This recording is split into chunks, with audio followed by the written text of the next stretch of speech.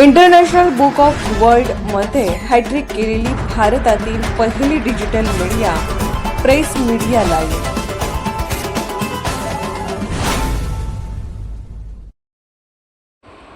प्रशासकीय जरब, जनतेच्या जीवाशी खेळणाऱ्या भेसळखोरांचे धाबे दणाणले. अन्न व औषध प्रशासन आयुक्त पदाची सूत्रे हाती घेताच तुकाराम मुंढे यांनी राज्यातील भेसळखोर, प्रतिबंधित गुटखा विक्रेते आणि नियमबाह्य अन्न उत्पादकांविरोधात जी विशेष मोहीम सुरू केली आहे ती पूर्णपणे कायदेशीर चौकटीत राहून प्रशासनाचा धाक निर्माण करणारी आहे. पदभार स्वीकारल्याच्या पहिल्याच दिवसापासून बृहन्मुंबई, पुणे, नाशिक, नागपूर, छत्रपती संभाजीनगरसह संपूर्ण राज्यात एकाच वेळी सुरू झालेली धडक मोहीम ही शासकीय यंत्रणेच्या कर्तव्य पालनाचा भाग आहे. गेल्या 3 दिवसात झालेली जप्ती, 53हून अधिक आस्थापनांची अन्न सुरक्षा व मानके कायद्याअंतर्गत झालेली तपासणी, कायदेशीर प्रक्रियेचा अवलंब करून करण्यात आलेली टाळेबंदी आणि संशयितावर झालेली कारवाई ही स्पष्ट करते की अन्न सुरक्षा कायद्याची कठोर अंमलबजावणी गुन्हेगारांवर कायद्याचा वचक बसवण्यासाठी आवश्यक असते.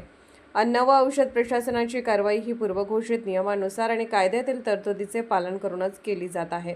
जळगावच्या धरण गावात गायीच्या दुधात खाद्यतेल मिसळून कृत्रिम दूध तयार करण्याचा प्रकार असो, पुण्याच्या इंदापुरात रसायनाचा वापर करून आंबे पिकवण्याचा धंदा असो वा धुळ्यातील अस्वच्छ वातावरणात बनणारे 14 लाखांचे बेसन असो, हे सगळे प्रकार अन्न सुरक्षा व मानके कायदा 2006 मधील कलम 51 निकृष्ट दर्जाचे अन्न आणि कलम 59 असुरक्षित अन्न उत्पादन नुसार गंभीर आणि फौजदारी गुन्ह्यांच्या कक्षेत येतात. त्यामुळे प्रशासनाने केलेली जप्ती आणि नमुने घेण्याची प्रक्रिया ही पूर्णपणे न्यायालयीन चौकटीत टिकणारी आणि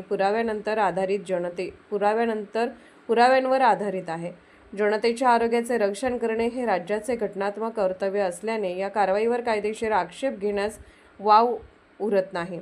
कायद्यातील तरतुदीनुसार पहिल्या गुन्ह्यासाठी प्रतिबंधात्मक कारवाई करून चांगल्या वर्तणुकीचे बंधपत्र लिहून घेणे आणि त्यानंतर पुन्हा तोच गुन्हा केल्यास थेट अजमीनपात्र कलमाखाली प्रथम खबरी अहवाल दाखल करणे हा कायदेशीर मार्गच प्रशासनाने अवलंबला आहे. ही संपूर्ण प्रक्रिया वैयक्तिक आकस नसून केवळ कायद्याचे राज्य प्रस्थापित करण्यासाठी कायद्यानुसार सुरू असलेले कर्तव्य आहे.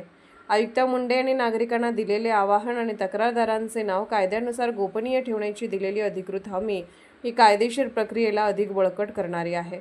अन्न आणि औषध प्रशासनाने कायद्याच्या मर्यादेत राहून सुरू केलेले हे शुद्धीकरण राज्याला एका निरोगी भविष्याकडे घेऊन जाईल. गरज आहे ती केवळ अधिकाऱ्यांनी प्रत्येक कारवाईत कायदेशीर पारदर्शकता व अचूकता राखण्याची. प्रेस मीडिया लाईव्ह न्यूज चॅनलला लाईक करा, शेअर करा आणि सबस्क्राईब करा.